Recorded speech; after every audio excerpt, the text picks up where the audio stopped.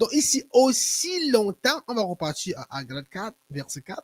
Aussi longtemps que l'héritier est enfant, je dis qu'il ne diffère rien d'un esclave, pas que sur le meilleur que de tout, mais il est sous des tuteurs et des administrateurs jusqu'au temps marqué par le Père. Maintenant, ici, on va plus comprendre ce qu'il est en train de dire. On va chercher à appliquer ça dans notre vie. Maintenant, il dit ceci. Nous aussi, de la même manière, lorsque nous étions enfants, nous étions sous l'esclavage des rudiments de ce monde. Ici, il est en train de faire un parallèle. Il est en train de dire ceci. Quand on n'était pas en Christ, on était sous l'esclavage des rudiments de ce monde.